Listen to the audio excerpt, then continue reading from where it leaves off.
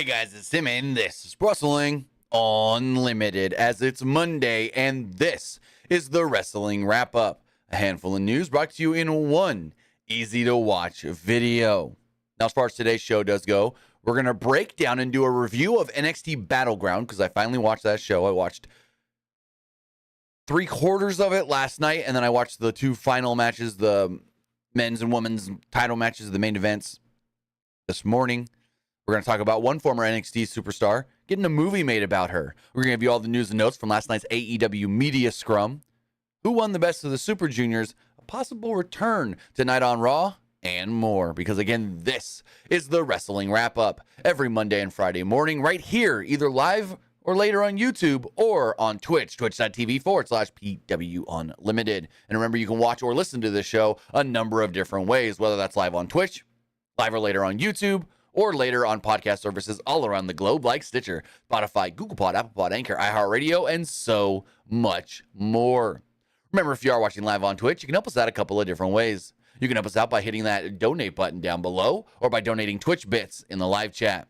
Also, remember, you can help us out by subscribing to the channel one of two different ways. You can either subscribe with a tiered subscription, or you can subscribe with Amazon Prime, because remember, if you have Amazon Prime, then you have Prime Gaming. Prime Gaming gives you a lot of cool things like free games, free stuff for games, and they always give you one free subscription to any Twitch channel you want to subscribe to. Do so right here, Pro Wrestling Unlimited. Also, remember, head over to YouTube and become a channel member by hitting that join button down below. And finally, head over to the Epic Game Store. Head over to the Epic Game Store and buy something. Whether you're buying a new game, whether you're buying an old game, whether you're claiming the free game, which is Fallout New Vegas Ultimate Edition, or getting bucks for Rocket League, Fortnite, or Fall Guys, use this code right here, PW Unlimited at checkout, and you will be supporting us at no extra cost. Again, trying to get into Star Wars Jedi Survivor, you're going to buy it on the Epic Game Store, put in the code. Put in the code, PWU NLIMITED. Trying to get those WWE Fallout or Fall Guys skins before they go away. It's Mankind, Bianca Belair, Rey Mysterio, and the Macho Man Randy Savage. Well, again, when you do so, use this code. Doesn't cost you anything extra other than the 10-20 seconds to type it in. But with that, we've got a lot to talk about, like a review of NXT Battleground. Last night was NXT Battleground from Lowell, Massachusetts, and to be completely honest, if I'm going to just say what I thought was the best overall show of the weekend, whether that's WWE, whether that is, WWE's main roster, whether that is AEW or NXT, I think as a whole, from start to finish, NXT was the most solid show. I thought NXT was good throughout the entire thing. So the big thing going into this show was we're basically in Carmelo Hayes' hometown, kind of. He's from Boston. They're in Lowell. They're not far away. So they kept doing the hometown boy, the home state boy, whatever. Now, I know there was like a 30-minute preview on Peacock. Didn't watch any of that. Just went straight into the show that opened up with the NXT North American Championship. It was Wes Lee defending against Joe Gacy and Tyler Bate. And boy, was this good. This was a great match to open up the show. Get the fans going. Man, was this good. The story going into this match is that, Wes Lee and Tyler Bate, I wouldn't call them friends. Maybe not. But the story is that they were on good terms, I guess you could say it. Friendly, and Joe Gacy kept trying to break a wedge or cause a wedge, rift, whatever you want to say, between them.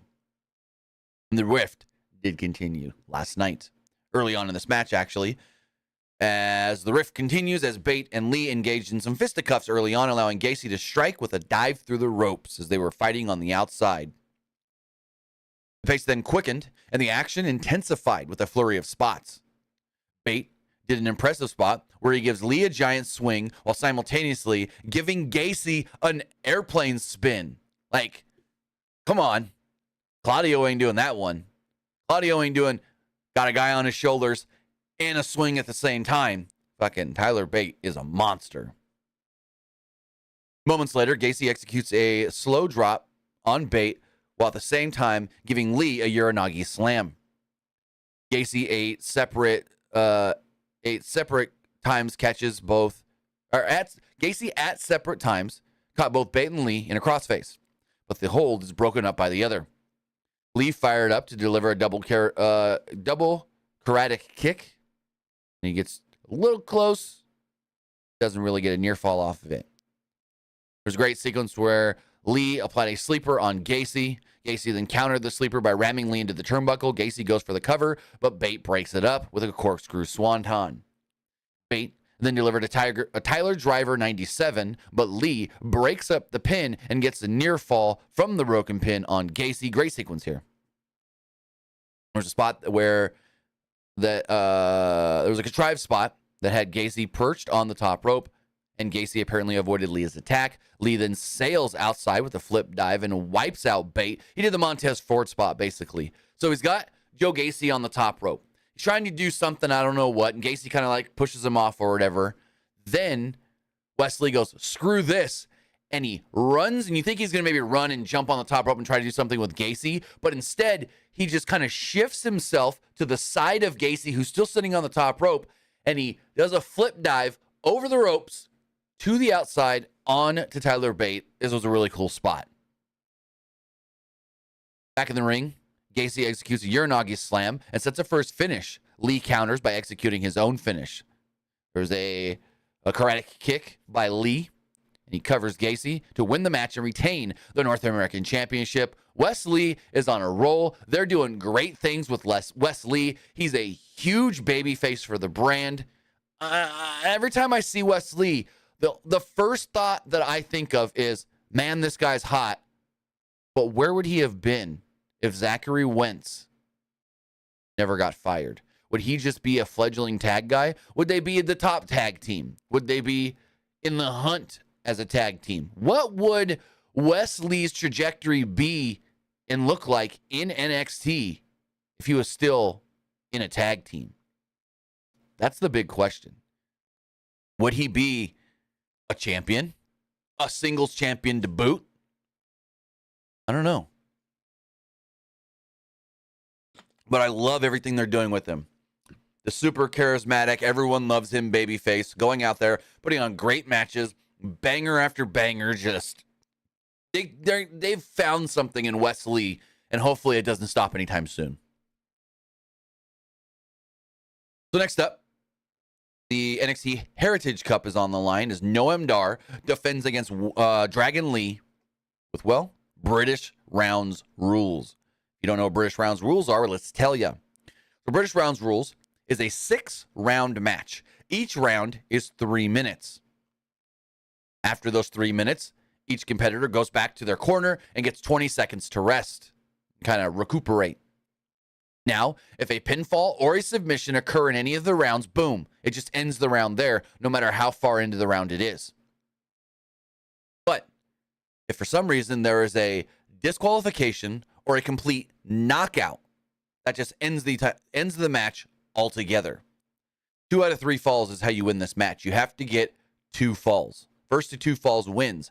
If you get to the end of round 6 and there's no clear winner, whoever has the most falls wins the match. So if one person has 1 and one person has 0, the one wins. If it's a tie, 1-1 by round 6, tie goes to the champ. Champ retains the belt or the trophy, the cup, whatever you want to call it.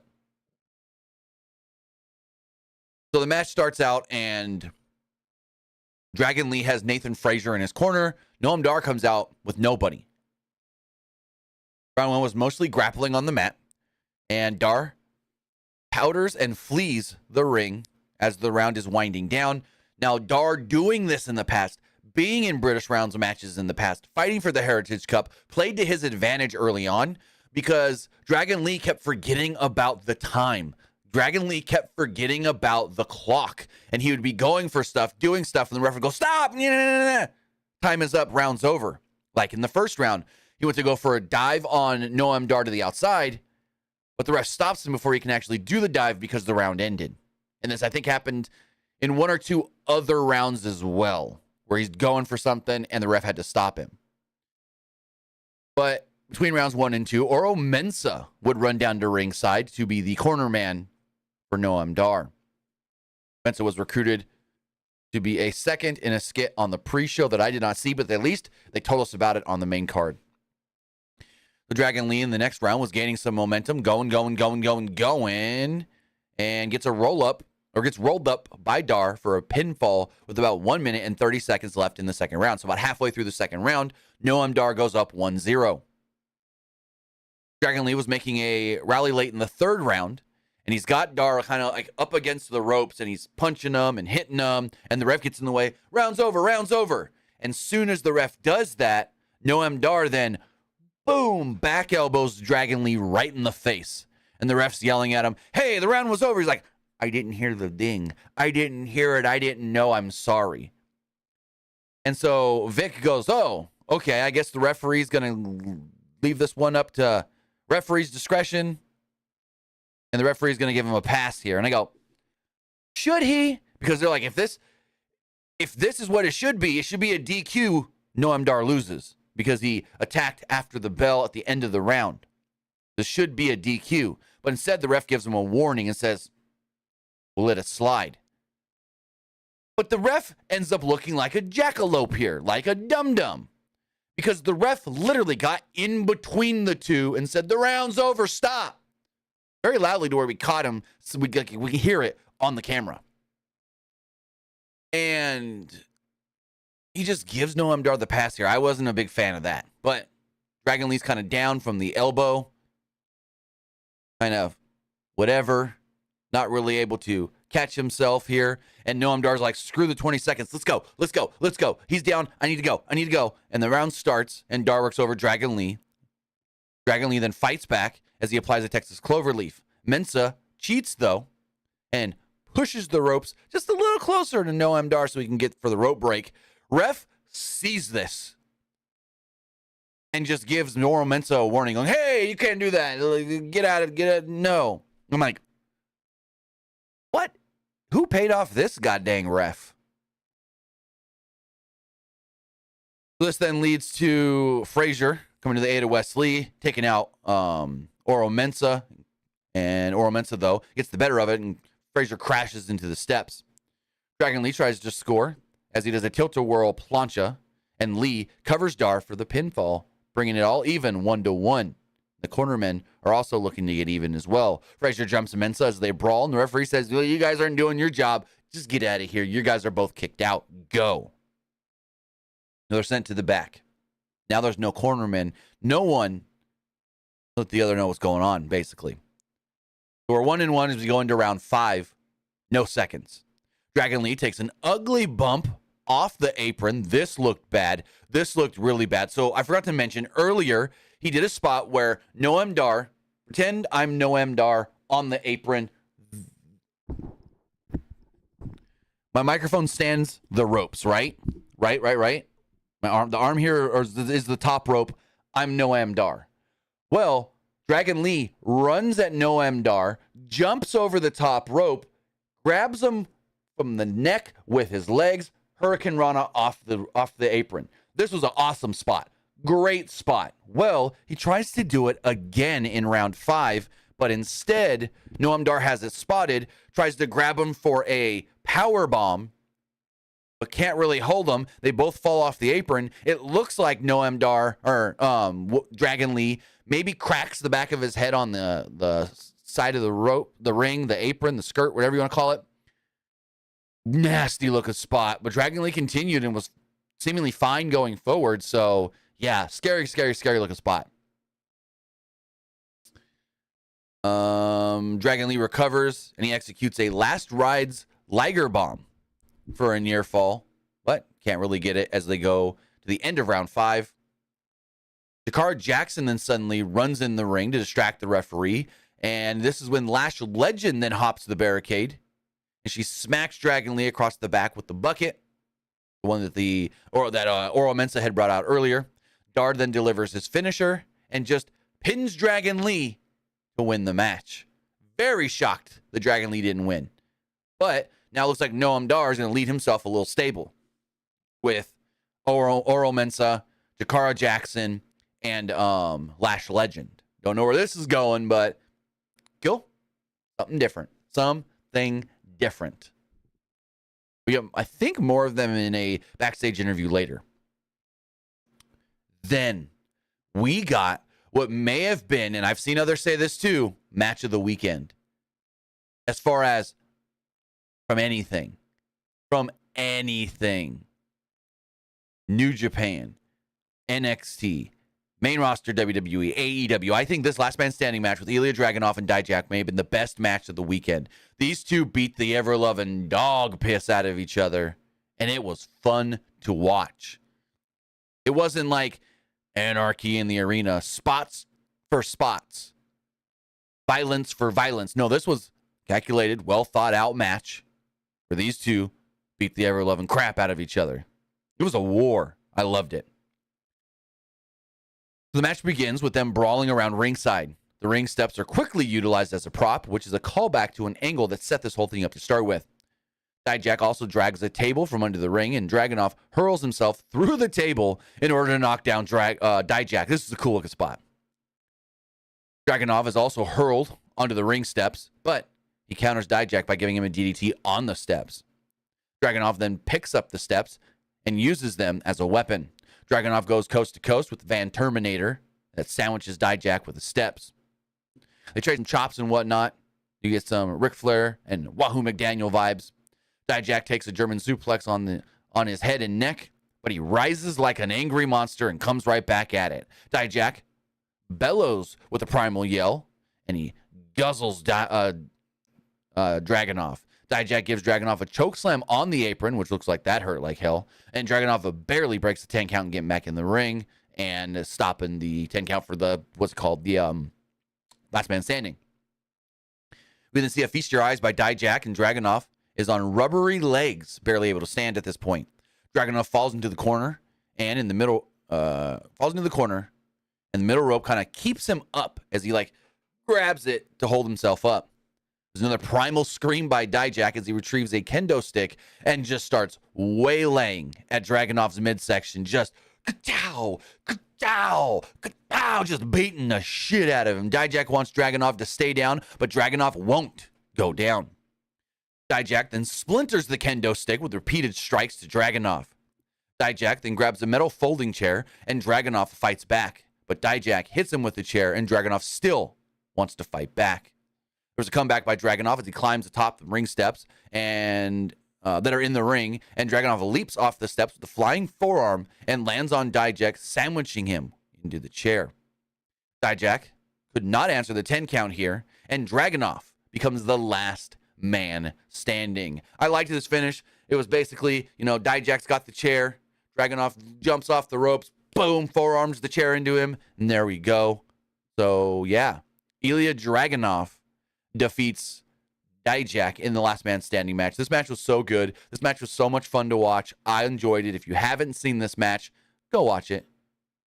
Go watch it, because this match was really, really good. Mackenzie Mitchell's backstage with Noam Dar, Lash Legend, Jakara Jackson, and Oro Mensah. They're celebrating Dar's big win, retaining the trophy, and yeah, it seems like a new faction is formed in NXT. We then get the announcement that on July 30th, NXT will be going to Cedar Park, Texas, right outside of Austin, for the Great American Bash. Now, there had been a rumor that this could have been just a special episode of NXT, because the next week after this is NXT. That week's NXT is July 4th. It's July 4th episode of NXT, and the thought was maybe, okay, well, to maybe hopefully get a good rating on July 4th, which is usually a down day for wrestling, do a special event on USA Network. But no, they're not. As far as we know, Great American Bash is going to be on July 30th. Maybe they still do something special on July 4th, but see where it goes.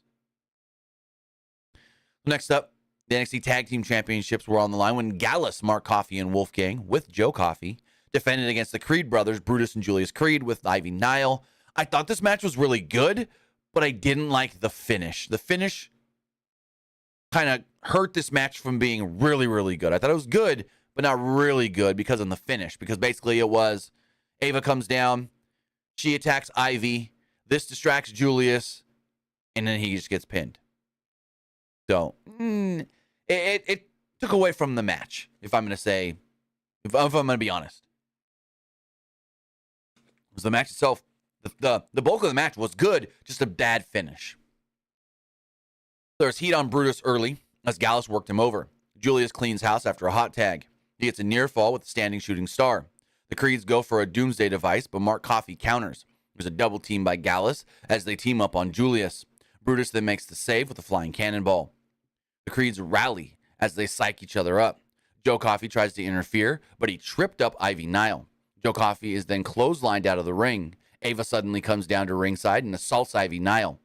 Ava then sends Nile crashing into the ring post. This then distracts Julius long enough for Gallus to hit their finish, and Mark Coffey pins him to pick up the victory. So Gallus do retain the NXT Tag Team Championships. Again, I thought it was a good match, but the finish really just made it okay.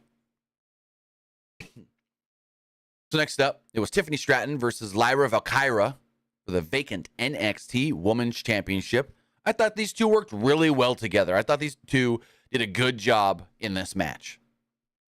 They grappled early on with the tides, turned when Stratton targeted the injured leg of Valkyria. She worked over Valkyria's left knee. Stratton then goes on to pull off the knee brace, and Stratton keeps working the knee, which is wrapped in tape. Stratton applies a Muda lock, further targeting the injured knee. Valkyria then makes a comeback as she leaps off the top rope into a missile dropkick.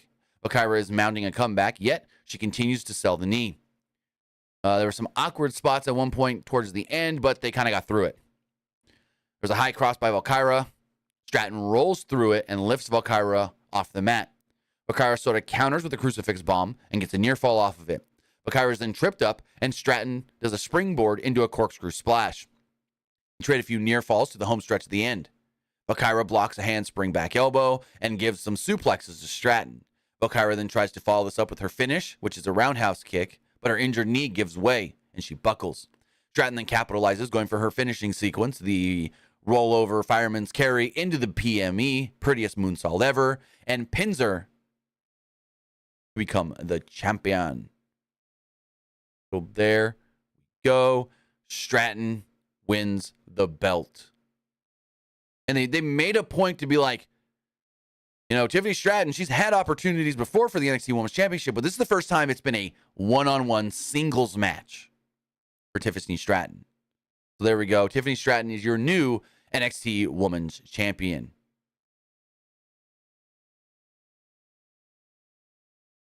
So let me go on to our main event. Carmelo Hayes defending the NXT Championship against Braun Breaker. This match was so good. I really like this match. So, soon as the bell rings, Carmelo Hayes just explodes and goes after Breaker. Hayes overwhelms Breaker with a flurry of offense. Hayes almost spiked himself doing a dive over the ropes to the floor, but Breaker luckily caught him. Breaker eventually cuts off Hayes, and Breaker begins to work over Hayes. Hayes fights back, and Hayes delivers a fadeaway leg drop. Hayes works the leg as he targets Breaker's knee, which, in some way, is kind of a callback to the previous match. Breaker, though, cuts off Hayes again. Breaker punishes Hayes with a series of suplexes. Breaker pauses at the point to taunt Hayes by doing some push-ups. There was a Super Frankensteiner by Breaker for a near fall. Hayes then fights back as they trade some strikes, but Breaker dumps Hayes with another suplex. Hayes counters Breaker, but Breaker can apply... Before Breaker can apply the Steiner recliner, Breaker goes for a vertical suplex, but countered by Hayes, and Hayes spikes Breaker with a DDT. They trade some punches, and Hayes goes in a flurry of offense, which leads him to a springboard into a Tito Santana forearm smash. Breaker will not stay down, though, and he taunts Hayes. They're trading punches again as Breaker goes for the guzzle. Breaker instead takes a code breaker, and Hayes climbs the turnbuckles. Hayes rolls through, and Breaker moves out of the way, and then Breaker posts him. Hayes attempts his springboard forearm again, and Breaker spears him in midair for a great looking near fall. Breaker then pulls down the straps of the singlet and starts tossing Hayes all around the ring. Hayes counters Breaker's military press into a small package for a close 2. Hayes with a terrifica of super kicks, and then Hayes springboards into a DDT. Hayes follows this up with a nothing but net flying leg drop, and Hayes covers Breaker to retain the NXT Championship. So there we go. Carmelo Hayes is still the NXT champion. And now the big question is, what is next for Braun Breaker? Braun Breaker, since coming to NXT, has always been in the mix for the title. And now that he's not the champion, now that he's lost his opportunity to regain the championship, what do they do next with Braun Breaker? That's going to be a tough one to think about. Does he stay in NXT and feud with somebody else and do other things? Or is it time to bring old Braun Breaker to the main roster? But with that, that is everything that did take place at NXT Battleground. Overall, I thought a very solid show. Now you know what I thought of the show. Now it's time to hear what you guys thought of last night's show. So let's go to the polls. Check them all out. Let's refresh all of those.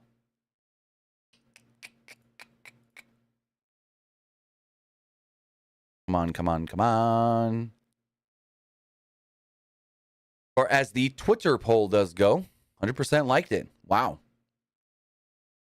Or as the YouTube community poll does go, 84% liked it, 10% thought it was just all right, and 6% did not like it. Or some of the comments here, this person goes, great show. The best moment was Tiffany becoming champion. This person says, best show of the weekend. This person says, I loved it. I thought it was the best pay-per-view of the weekend. And this person says, start of it was good, then it kinder fell flat, and the second half wasn't. And they said, wasn't a fan of the main event. Okay. To each their own. To each their own. As far as the YouTube, I didn't do a YouTube live poll? I thought I did. It must never have actually went. Nope. It never sent itself. That's fine. That's fine. We'll go to the Twitch poll then. That's odd, but okay.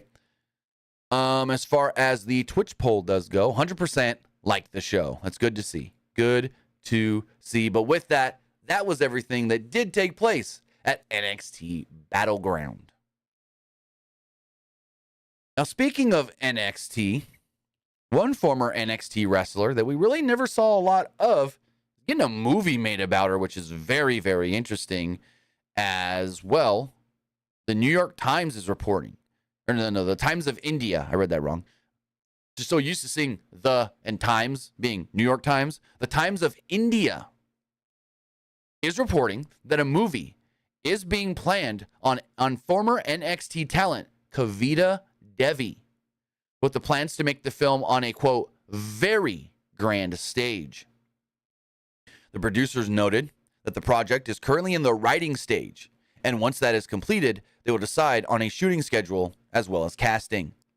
Davida exited WWE in 2021, but later stated that she was not released and was working on a, quote, new arrangement with the company. Devi worked the first Mae Young Classic in 2017 before being signed to an NXT contract in October of the same year.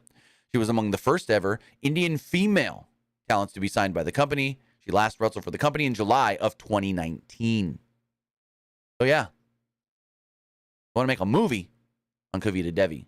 Apparently she's got a very interesting story before getting to WWE. I'm not too, up on what that is, but super cool and super interesting. Now, last night was AEW Double or Nothing. And after the show, well, there was a media scrum. And there were some interesting things that were mentioned at that media scrum. And so we're going to read. Give me 1 second to pull this up. I want to give credit to Brian Rose of F4W Online, who did a great job curating a bunch of stuff from the actual media scrum press conference deal. So again, I want to give credit to Brian Rose as we read this from F4W Online. Bryan Danielson, MJF, Tony Khan, and more spoke on on various subjects following the conclusion of Sunday's AEW Double or Nothing. First, MJF. MJF mentioned that he felt the world title main eventing shows was a dead idea, saying that both WWE and AEW have had shows where the world title didn't headline. He also did make a reference going, plus, I didn't want to roll around the ring in John Moxley's blood. I thought that was funny. When Forbidden Door was mentioned, MJF asked if he even had to wrestle on that show, calling the promotion, quote, a fucking indie fed, and that their greatest legends couldn't tie his boots. He said, Great O'Khan, however, props him. After mentioning Triple H, WWE, and Nick Khan by name, MJF brought up that he was bored of wrestling, and when he means pro wrestling, he means the entire industry, and then he may be done. Go home and quote, fuck up the lineage of this title. So he teased a couple of things. When his contract's up in 2024, maybe he just retires. Maybe he's done everything he needs to do, and he's done. Goes home, whatever. Or he's like, it's no fucking secret. Nick Khan wants me to work for his company and go to WWE. Triple H wants me there. And he starts doing this, and this clip gets thrown around on social media where everyone goes, oh my God, he pulled a CM Punk. He went off on a tangent at the media scrum. And I go, no, look at Tony's reaction. When he said WWE, Tony goes, when he says Nick Khan, Tony goes, when CM Punk went off on his thing, Tony didn't respond because Tony didn't know what Punk was doing. Tony didn't know where Punk was going with his remarks. And so he just let it be to see how it played out. Didn't play out well. This one, with Tony reacting, that's what led me to believe Tony knew this was coming. This was planned out for MJF to mention WWE. Out then came the new TBS champion, Chris Statlander. Dave Meltzer asked a question about her recovery. Statlander said that her 6 to 8 month recovery went about as expected as it could have, but she had some self-doubt returning to the ring. When asked about going from 0 to 100 in terms of recovery and then winning a championship in her first night back, Statlander said that she wouldn't have done it if she didn't think she was ready and prepared. She said, at first, she had hoped that the knee injury was just a hyperextension. She said she cried when she learned that it was yet another ACL tear. So regarding a future match with Jade Cargill, Statlander said that she was up for it, and if Jade wanted to take some time off, well, that'd be fine too. Orange Cassidy then came out. Cassidy said that he really didn't take any pride in his reign. All he wanted to do was beat Pac. He didn't know what to do with the belt, so he just made it what he wanted it to be. Basically, he's like, I don't know how to be a champion. So I just went out there and had a bunch of matches with people, which kind of makes sense because none of them ever really felt like big title matches. They just felt like, oh, Orange Cassidy's got another random match. So happens to be he's a champion and the title's on the line. When asked about Forbidden Door, he did bring up Zack Sabre Jr. as a potential opponent, which was interesting. Someone asked if Cassidy considers himself one of the best wrestlers in the world. He said, no, not even close. Out came the new women's champion, Toni Storm. When Storm was interim champion, when Storm's interim title reign was brought up, she called the interim title bullshit. She said something like, yeah, that was bullshit, huh, Tony? About the whole being called interim. Dave Meltzer then asked if Mercedes Moné was someone she may be interested in teaming with or facing against. Storm said that she'd break her other knee. Wasn't sure if she was outcast material. An interesting one. Out then came Danielson. Danielson was asked about the death of UK promoter Brian Dixon. Danielson said he enjoyed his time working in the UK with him in 2003. He said that he is thankful AEW put Wheeler Yuta in the position that he was, saying that you wouldn't see something like this anywhere else. Now, if you don't know what he's talking about, Yuta got the pin last night. And not only did that, Yuta pinned Kenny Omega to win Anarchy in the Arena. Nigel McGuinness is then brought up with Danielson being asked about All In and if McGuinness would be a possible opponent. Danielson said that McGuinness should keep his mouth shut because McGuinness no longer has the physical ability to keep up with him. He doesn't have the same intensity he had back in 2006. When asked if Konosuke Takeshita is part of the Blackpool Combat Club, Danielson said he had no idea Takeshita would be there in the main event. Tony Khan then starts going and gets asked some questions. When asked about how All In and All Out would work since they're a week apart, Khan says, those are great questions. And he couldn't answer him right now. Tony get a bunch of that. Can't answer it right now. Can't answer it right now. He did affirm that All In will air live for everyone to watch, though. That's the first time they've actually confirmed that, to my knowledge. I mentioned last year, AEW was usually in the top or second position in the ratings and thinks that they have a chance of climbing back up to that this summer. One person asked the question if CM Punk will appear on the first episode of Collision. Khan said, I can't answer that right now. Brian Alvarez then asked about Khan's thought process behind putting the Anarchy in the Arena match last.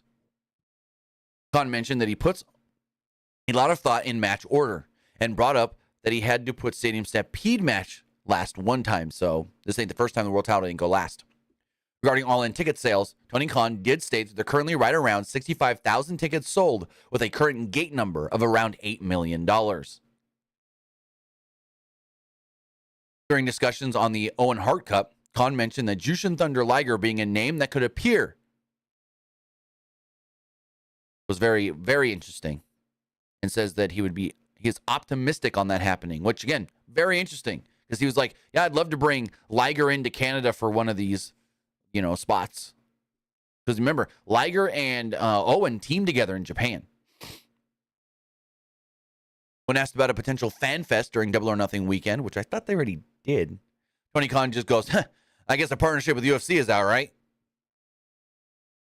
But they basically did a fan fest. Oh, yeah, they called it a meet and greet, but it was basically a fan fest because they got to meet wrestlers. And then there was presentations of like the video game stuff and action figure stuff and whatnot. So they kind of did a fan fest already. I don't know what more fans would want, because they've done it in the past too, little fan fest stuff. So I don't know.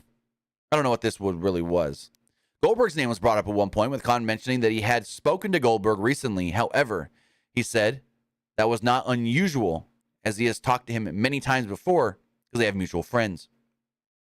Khan said that he would be up for a second season of AEW All Access, but he hasn't been told if they would be getting one or not. Khan was also asked about Collision and said that the idea for Collision came from Warner Brothers Discovery. They asked him if he was able to do another weekly show on the level of a Dynamite. So he's like, that's unprecedented. But it goes back to the old days of TNT and Warner Brothers, and, them wanting more wrestling in prime time. And now, again, they want more wrestling in prime time. That was an interesting one that he said that, it wasn't his idea to do Collision. They came to him relatively recently asking for another potential show in prime time. And then he also said the inclusion of Collision could actually help Rampage. And when asked how, he didn't give an answer. So those are the main takeaways from last night's AEW Media Scrum. Now, in keeping with AEW news, during the world title match, some fans actually got a little worried about MJF. The finish included a tease of a heel turn from Jungle Boy Jack Perry, as he teased like he was going to hit Darby Allin with a title, but he didn't. Allin hit the coffin drop to Perry and landed on the title. MJF capitalized. Now, there was a spot in the bout where MJF hit the blonde bombshell, a move made famous by the late Chris Candido. MJF landed on his forearm and sold that it may have been hurt, leading to concern of a legit injury. According to Mike Johnson of PW Insider, he did state that MJF's arm is banged up, but the belief is that he will be okay, and he actually didn't break it, with the expectation that he won't miss any in-ring time. And it's MJF we're talking about. So, a man that rarely works can just take that time he needs for the arm to heal back up. So he did bang himself up, but he didn't fully injure himself, I guess you can say. Vicious says Nigel is retired. How many wrestlers have come out of retirement? Bryan Danielson for one. Edge. Saraya. So yeah, it could happen. Also this past weekend was the finals of the Best of the Super Juniors. We got a winner. NJPW crowned the winner of the Best of the Super Juniors 30 tournament in Tokyo. Master Wato actually defeated Teton in the tournament finals to capture the Best of the Super Juniors for the first time in his career. Wato pinned Teton in a match that went 24 minutes and 48 seconds after hitting the I'm going to butcher this name, Resimentement to score the victory. While the two were on opposite sides of tag matches during Wato's excursion in Mexico in 2018 and 19, this was only the second time that they've ever met in a singles match. First one came last year in the Best of the Super Juniors. Wato won that one as well. After his victory, Wato was confronted in the ring by IWGP Junior Heavyweight Champion Hiromu Takahashi. Wato will now be next in line for Hiromu's championship, and the date for the title defense has yet to be made official, but, and I haven't looked, it's expected to be on the Dominion card. And let me double check, because I know the Dominion card was announced. Full lineup for Dominion. Yes, Master Wato will challenge Hiromu Takahashi for the Junior Heavyweight Championship at Dominion on June 4th, which I believe is next Sunday. It is. Now, we're going to get into some WWE news. And these, I'm going to preface, could be spoilers for tonight's Monday Night Raw. One for sure, another possibly. So, we are going to put the spoiler image up. Let me bingo, bongo, bango. Just in case these are actual spoilers. One is maybe, one is yes. First one has to do with the possible return of an injured WWE superstar tonight on Raw. According to Mike Johnson over at PWU Insider, he does write the following. Tommaso Ciampa is in Albany, New York today ahead of tonight's WWE Monday Night Raw. He is expected to be returning shortly, possibly as soon as tonight. Given that Johnny Gargano has teased another member of his family popping up sometime soon, it stands to reason Ciampa will reunite with Gargano and the rest of the way. Ciampa underwent hip surgery back in October of 2022 and has been working towards a return ever since. So there we go. We could be getting DIY reunited tonight. Now, also speaking of tonight's Monday Night Raw, we do know that 2 Money in the Bank qualifying matches are set for the show, and we may know who will be in those matches. According to Boozer666 on Twitter, they do state that 1 Money in the Bank qualifying match could see Ricochet battling The Miz, and the other could see Bronson Reed battling Shinsuke Nakamura. Now, as far as women's qualifying matches, matches for Raw for the women's match will happen next week, according to Boozer. So we may not get any women's qualifying matches tonight. We could, but those may be coming next week. They stated that one could be Becky Lynch and Chelsea Green. Another could be Natalya and Sonya Deville. But with that, guys, that is going to wrap everything up. The Wrestling Wrap-Up. No preview for tonight's Monday Night Raw because WWE hasn't officially announced anything other than stating Money in the Bank qualifying matches will kick off tonight. They didn't state who. Boozer said who may be in those, and so we'll have to wait and see. But let me just double check before we end this. Go to WWE's Twitter and WWE's website to see if they've announced anything for tonight's Raw or not. I don't believe they have. Let's go. What? Nope. WWE.com. Homepage is all NXT stuff. And then we go to the Raw page. Come on. Raw page load. Nothing on the website. And everything on WWE's Twitter is all NXT. Nope. That's because I'm on the NXT page. Here we go. Here we go. Oh, I think I see something. That's right. Okay, I'm wrong. There have been something announced for tonight's show. The 4-way for the vacant women's tag titles are tonight. I forgot about that. It's going to be Raquel Rodriguez and Shotzi, Bayley and Io Sky, Chelsea Green and Sonya Deville, Ronda Rousey and Shayna Baszler. The winning team becomes the new women's tag team champions. And then we've got qualifying matches. WWE states, Money in the Bank qualifying matches are set to begin. Who do you want to see in this year's Money in the Bank ladder matches? And they show a men's and a woman's briefcase on the graphic. So I assume it's going to be 1-1 maybe. That's not what Boozer said, but we'll have to wait and see. With that, guys, that is going to wrap everything up. I want to say thank you for joining me here. Twitch.tv/PW Unlimited, YouTube.com/Pro Wrestling Unlimited, and podcast services all around the globe like Stitcher, Spotify, Google Pod, Apple Pod, Anchor, iHeartRadio, and so much more. Remember, we will be back live here tonight following Monday Night Raw as WWE now builds towards Money in the Bank. So with that, guys, have a great rest of your day. Have a great Memorial Day, and we'll see you next time. Have a good one, guys.